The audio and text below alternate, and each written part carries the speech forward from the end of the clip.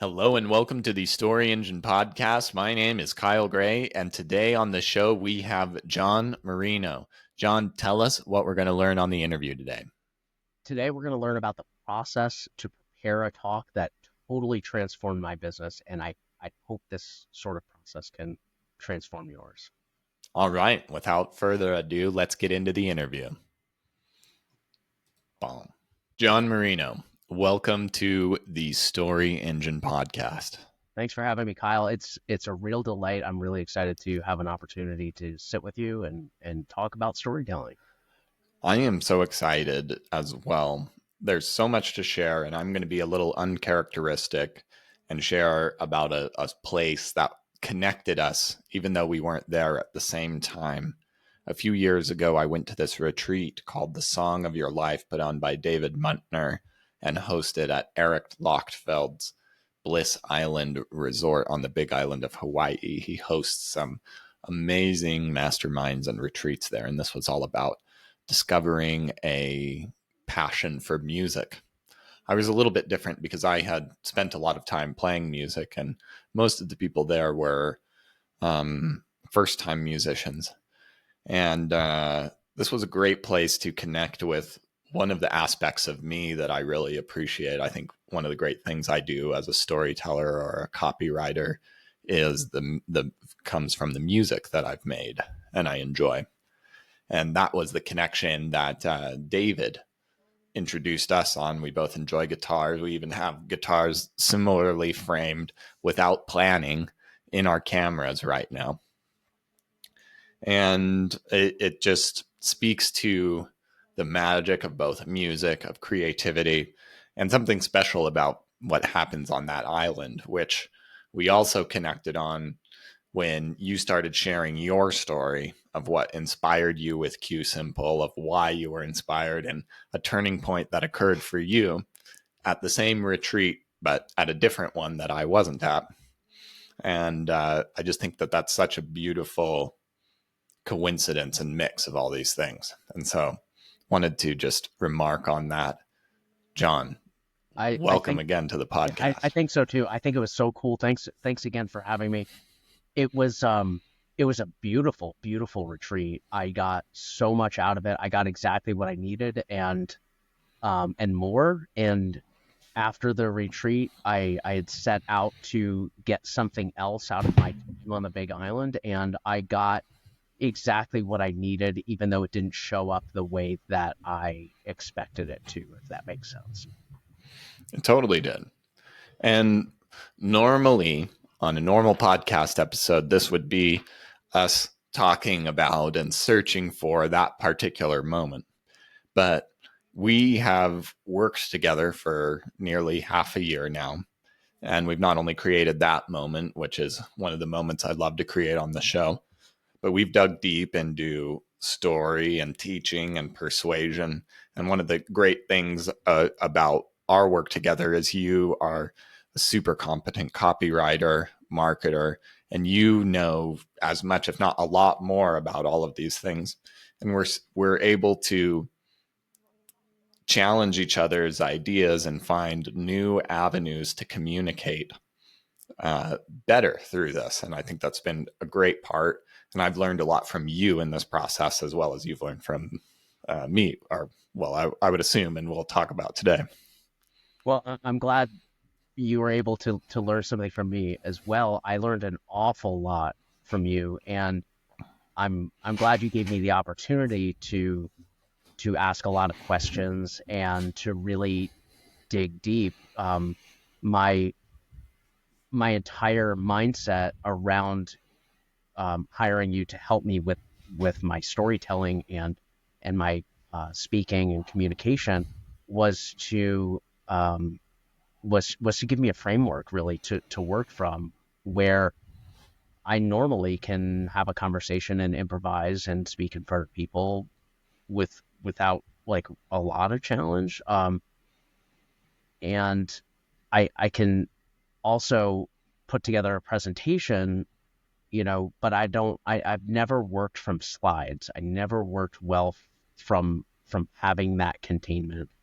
And what we what I said when we first started is like essentially that, and then I said I want you to contain me. I want to try to get out of the box, and I want you to try to keep me in and bring me back. And you did so with grace and elegance, and in a very amazing and professional way that allowed me to really understand the thought process that goes into what it is that you do and how you help people.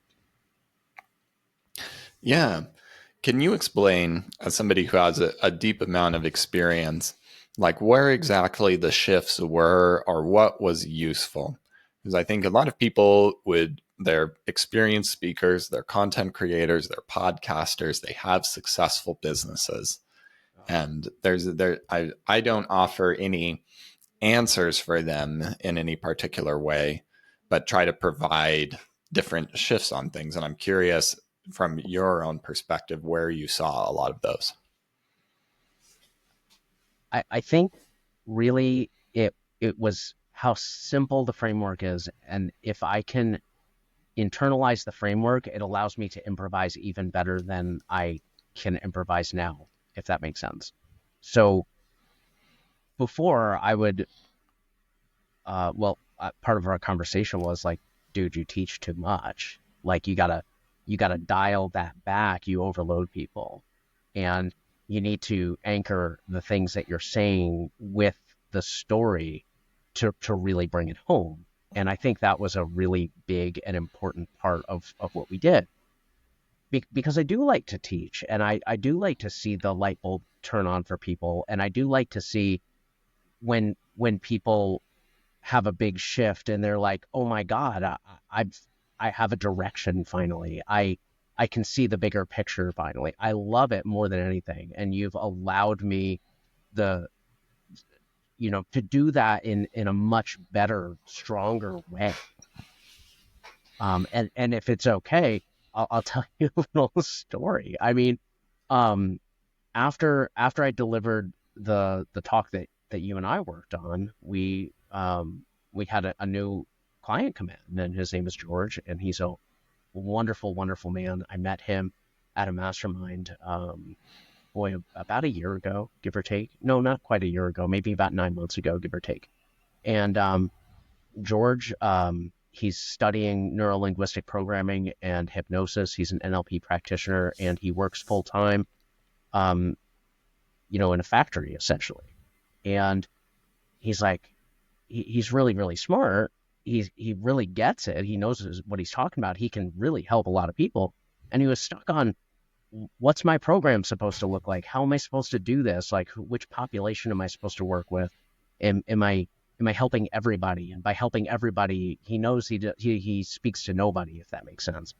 And we sat down after that conversation. We talked as part of our deep dive process, and at the end of that deep dive process, George is like, I have a direction I've never had before, and now he's got a brand new business name. He's got a whole new outlook on what he's doing, and the things that you and I talked about were instrumental in connecting with him and taking him through this process. So, through the things you taught me, I've been able to reach people in a much deeper and more profound way. And then they, it's like your hand is helping them. It's like leveraging your skills and expertise to have a bigger impact on them, if that makes sense.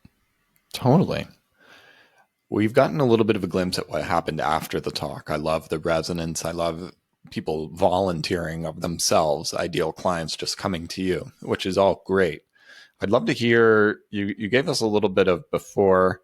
How much time? Tell us a little bit about the preparation for this talk, how we set it up, and what you really enjoyed about the preparing for this, and then give us a little bit of an idea or telling about what giving this new talk in front of this audience that we had set up for was like. Yeah, I'd love to. The process was great. I mean, you have a wonderful video training that helped to prime me for our deep dive day.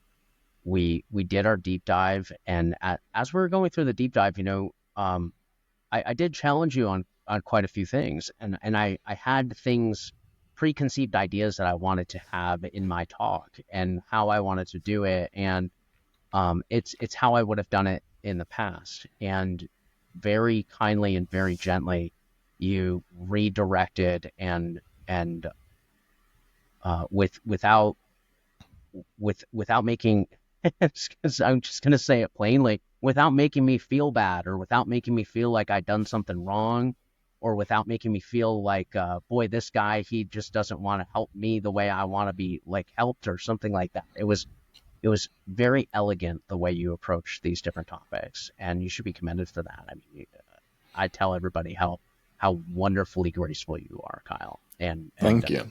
yeah, it's wonderful. So, um, but One going, story, since we're here and yeah, we have this pause, yeah, one thing that I'm fondly remember is there was a teaching point where you wanted to make an example about duct tape. yes, And I can't remember what. We wanted to make the lesson that duct tape was used for this thing, but right. instead it was like used for everything. I can't remember It, exactly how the we yeah, shifted it. the way it was, I had brought it to you is when you're working and trying to establish a niche, you pick a niche and then you get other people coming to you as a result. So, the gray silvery tape that sticks to everything is called duct tape. And the reason it's called duct tape is because it helps to seal air ducts, right? And, um, but you can use it for all kinds of things. But they didn't come out and call it everything tape. And Mm-hmm. that was the idea. And Yeah. and I don't remember what our application was for it, but you were like, I don't know, like you made it feel good for me to say, okay, I don't want to do that story. It doesn't fit. Yeah. Yeah, There's something about the universality of it. But it was fun and we laughed about it after. we did, and you approached it. Man, I can't say enough how awesome and supportive you were through the whole process with things like that. Um, so as we're going through this process, we did a rough sketch of we went really deep. I mean, I want to be clear about that, but it wasn't done yet. And if if I had, just wanted to get done with it, we could have just been done with it in, just polishing it up, and it could have just been done, but it wasn't where I wanted it to be. And there's a little bit of a perfectionist quality to me. I mean, I don't want to be quote unquote found out that I don't know what I'm talking about just because I make an example wrong or something like that. But um, I worked on it over and over and over again and started over at times. I mean, you probably remember calls where I'd start the call and I'd be like, okay, all that stuff that we did before, I kind of switched it up a little bit, and you were probably thinking like, oh no, what did he do now? Um, and then I'd go through it with you, and I'm like feeling really good. I'm like, yeah, I got this, and you're like, man, that's pretty good. Let's tighten it up and make it better. And every single time you pulled me back into your framework, because I was venturing out, and you kept pulling me back into the framework, which is what I asked you to do in the very beginning, and you did it, and you kept bringing me back so that I would really thoroughly understand what it is that I was doing and why I was doing it to make the impact that I was aiming to make with it. Beautiful. Well, that sounds great. Let's transition now on that Yeah. segue deliciously. Tell us about the talk. Uh, the talk was it was at a mastermind event. There was about 35 people in the room, give or take. There was a camera that was recording the room, and I was mic'd up to only the camera. My voice was not amplified in any way, is what I'm trying to say. I was not connected to a PA, and it was I think there were 6 tables, circular tables, and people sitting more or less around those. And I was not elevated. I was not on a stage. It was just a room. And um, the the projector screen was much smaller than I anticipated for my talk. And I was like, oh no, like I made my fonts too small.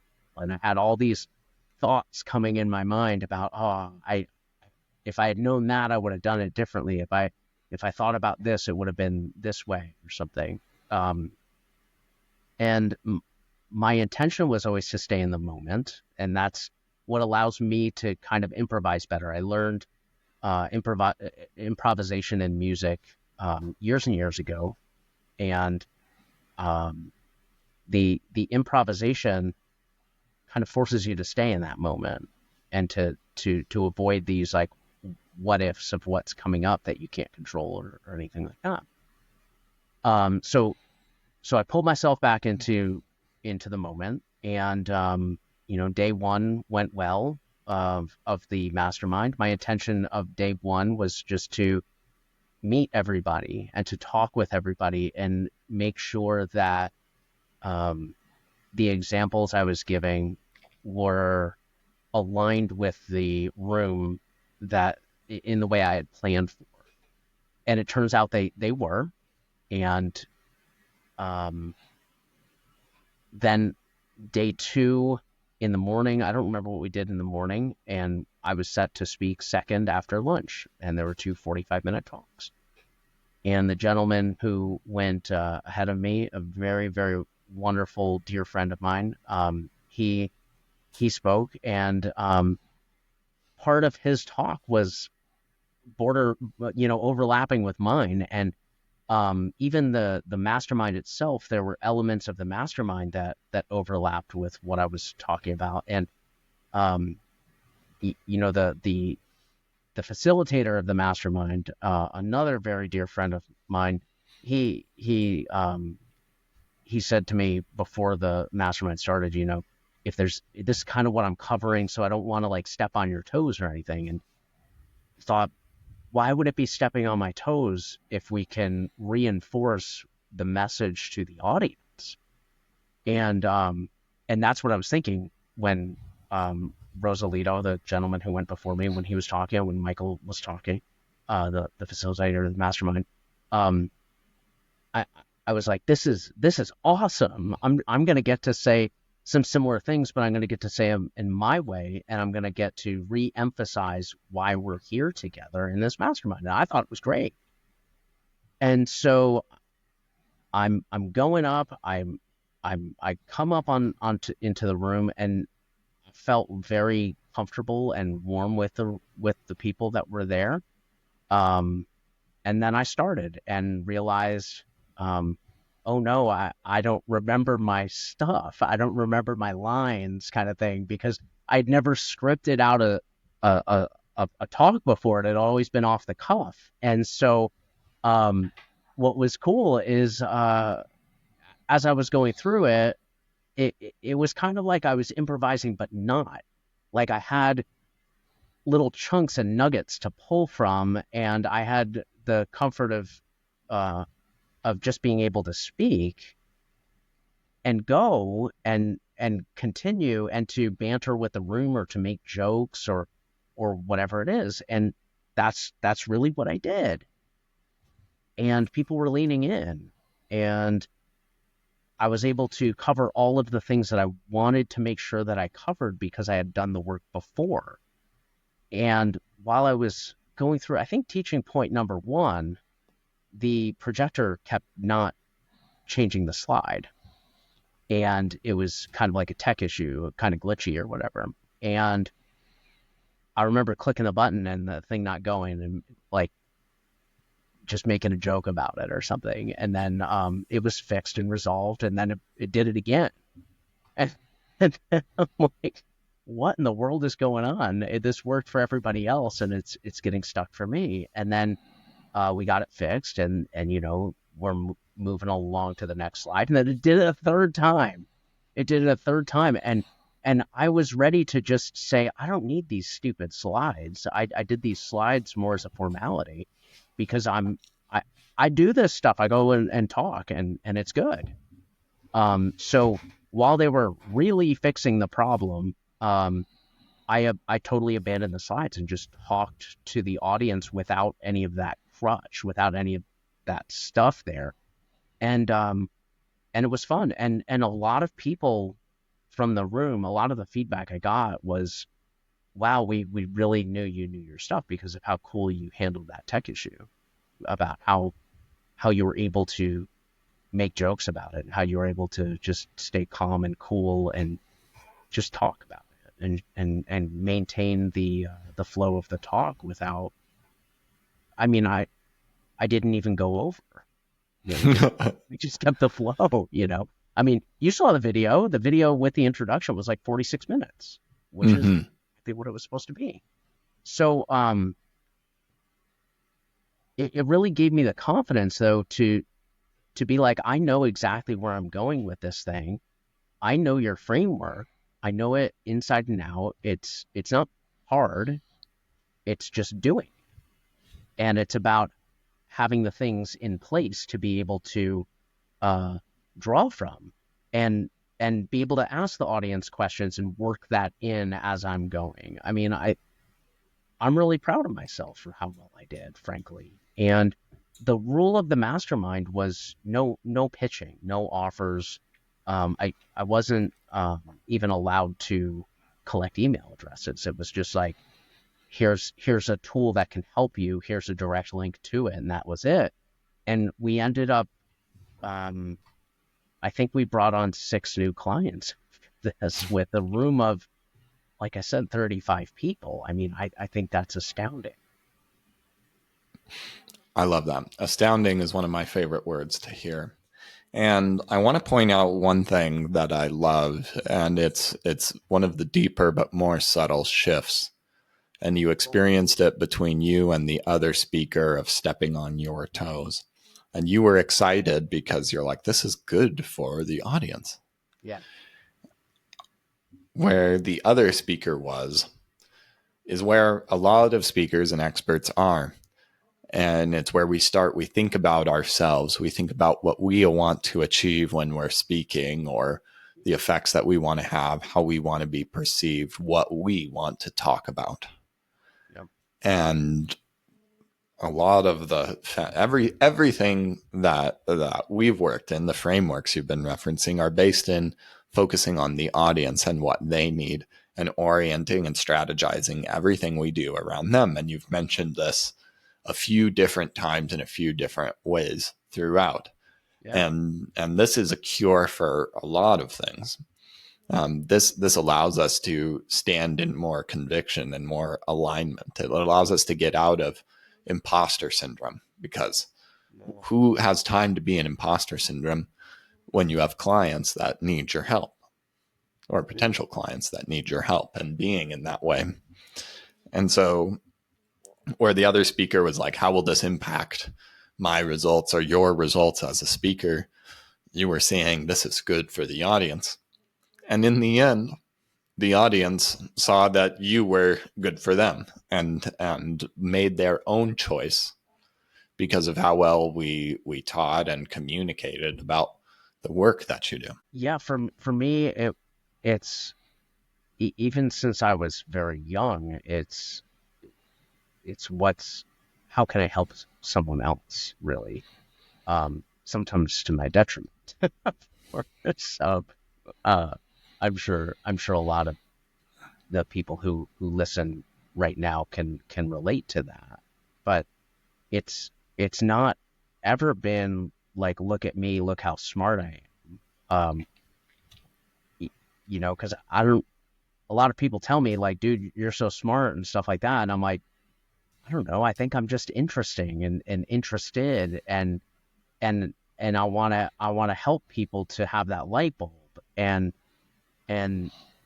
you know I'm pretty good with ideas. I'm pretty good with positioning statements now. I mean, I graduated from university with an engineering degree, and I was terrified of writing a 2-page paper, Kyle. I mean, I was I was freaked out. That's my background is in that. I was really good with numbers and stuff like that. I can identify patterns and everything. That's great. That's cool. But most people don't talk that way. Can't connect with people. So, you know, in my 20s, I really went down the rabbit hole of writing and connecting with people because I wanted people to experience the shifts that I had in certain areas of my life, and to be able to, um, you know, like I said earlier, I might have said it 2 or 3 times, like see the lights turn, see that light bulb, that instance of like, I get it.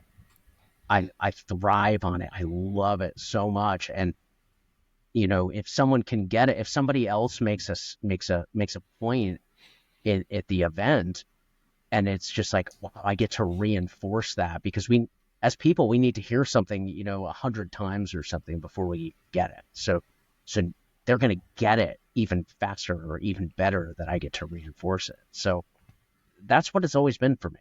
And that's what I love. Yeah.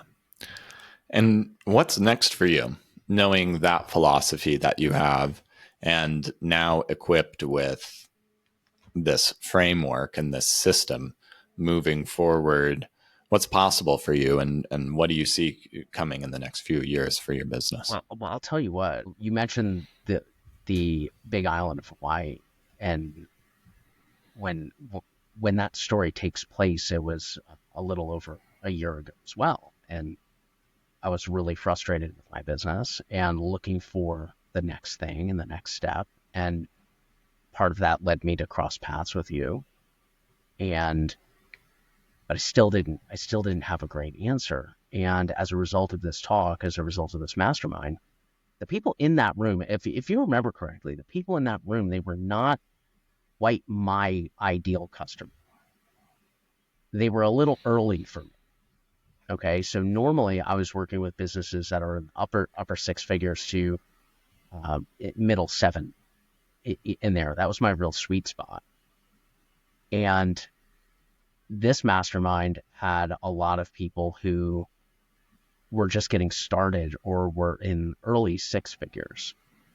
And it took some convincing, and I was shown that I could really help this particular group of people really, really well. And since that mastermind, we completely repositioned our business. We're working with a totally different avatar, totally different persona, if you will. Um, Totally different group of entrepreneurs that are just getting started, and that's awesome because the lights get to go on a lot when just getting started. And we're able to deliver an incredible amount of value for a like Fortune 500 level value to people at a very, very affordable sort of agreement, and basically legitimize their entire business that they're starting right now. And it's so satisfying and it's so exciting. And that's where we're headed right now. And it's been so much fun. I I feel, I mean, if you compare our conversation, our initial conversation, to this one right now, I mean, it'd be a totally different, you think it's a totally different person. It would be, yeah, astounding It would be is really what astounding. It happened. really would be. It really would be. It Um, reminds me, another client I had in the past. When we started out, we wrote out what his goals would be, and he had this program, and he was like, "I would love to get 10 people into my program by the end." And then, yeah, I reread it to him, and he had gotten 19, and he didn't even like recognize the writing because he had become such a different person. And this is a similar thing and a similar process. It happens in unexpected ways. It's difficult to guarantee, but oftentimes I see it just happen yeah, as people lean into how do I express myself in a more powerful, authentic way. it's amazing, Kyle. I mean, the transformation you're able to lead people through is astounding. It's amazing. It really is. And I'm grateful. And, for anyone you're speaking to right now, or the listener listening right now, you know, if you've ever thought to get help to better tell your stories or better deliver presentations, or if you're on the fence or something like that.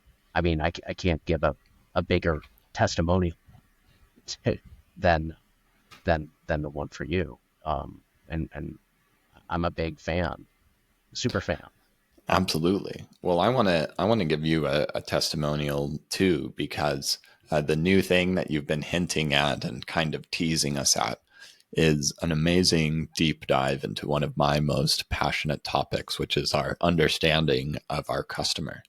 And with a really simple and easy interview process, something that I appreciate myself when somebody's doing work for me, you dug deep into my values, my story, and came up with a deep map of who my customer is and how to reach them, and made a lot of the philosophy of mine that's been kind of intangible in some ways for a while easy to pass on to other people and allow me to scale what it is that I'm doing through my understanding, which is really difficult because I I I see a lot into a small group of people.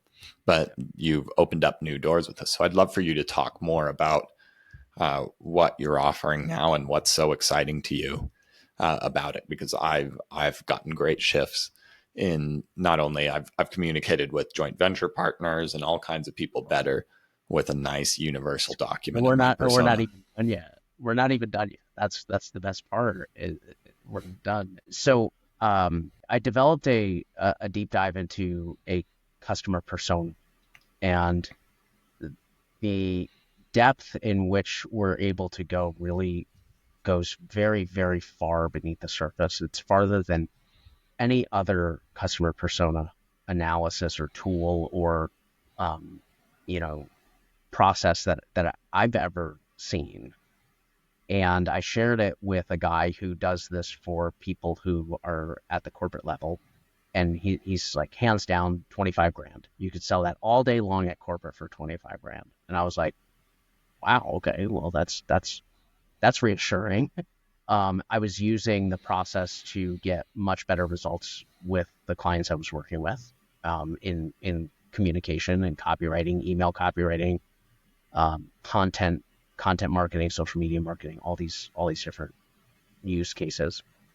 Um, and it never felt right to go out and sell this for like 25 grand. Um, so what we're providing to people who want a facelift on their business, who want to dial in their messaging a little bit better, a lot better, really, to take those intangibles and make them tangible. And for business owners who are new, aspiring entrepreneurs that still are working in their full-time job and they have this side hustle that they want people to look at them and say, "Wow, you're doing it. Congratulations." Um, we're delivering this to them with an in-depth branding guide that has um, a beautiful, authentic voice blueprint, is what we call it. And this is a document that you can take to any type of copywriter or marketer, and they can mimic how you speak and mimic your style and the words you use and the way you write your sentences or speak your sentences.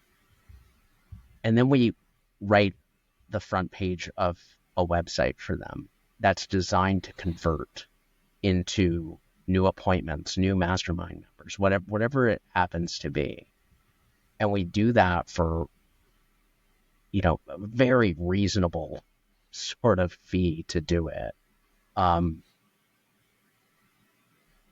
and to watch the transformation of people after we do our deep dive process, which is what you were alluding to before. Um, it takes a couple hours. It doesn't hurt. It's not painful. It's fun. We laugh, we joke, we cry. Some people that I've worked with have cried because they've never seen or had these questions asked to them in this way that allows them to finally see who they're really working with or what their big vision is. And it's beautiful. It's really beautiful. I've never had a direction before, and now I do. It's right from George Walsh's mouth. One of the guys we're working with, and that's our process. That's what we do uh, with people. Awesome. And So thanks for beautiful. giving me the opportunity to share it. I mean, I didn't expect it. Absolutely. Well, it's one of the results. It's one of the transformations. It's where we got, and I appreciate that as it's almost an extension, like I said, of the philosophy that I have of wanting to serve the audience versus ourselves. So I found it's very aligned. And to close it out, we've gone very deep. We've been speaking for a while, John, and it's been an absolute pleasure. Where can we go to learn more about you, learn more about this process? And do you have any closing thoughts for us today? Sure. The website for our company, you mentioned our company at the very beginning. It's called Q Simple. It's, the antithesis of what you should call a business because it's very difficult to spell. So I'm going to spell it for you. It's QUEUESIMPLE, qsimple.com. And there, you'll see an overview of what we do. We keep it fun. We keep it light. A very smart marketer one time told me that, um, the face of your company doesn't have to be you. It can be a stick figure. And I took that literally. And that's the face of our company. So if you want to see our wonderful face of our company, you'll come over to see Q Simple at QUEUESIMPLE.com. As far as closing thoughts, the because of our initial conversation and the work that we did and the talk we did and the people we're working with now, I have I was invited to participate in a book that is a collection of authors, and I was able to write my chapter, Kyle, in like, you know 2 hours or so, because I repositioned a lot of the ideas and refined them even to make that be the chapter in this book. And so what's cool is you you provided me with a framework to think from. And what's cool is you can expand it into full length book if you want. You could probably turn it into an entire course, the talk we did, and you can also bring it down to 10 pages and deliver it in 15 minutes if you're talking. You can make it really tight. It's expandable, it's contractible, it's what you want to make out of it. And the foundation is the work that we did, and I'm just beyond grateful for the work we did. Me as well, John. Thank you for playing full out. Thanks for continuing to make an impact. And thank you so much for joining us on the Story Engine podcast. Thanks for having me, Kyle. I appreciate it.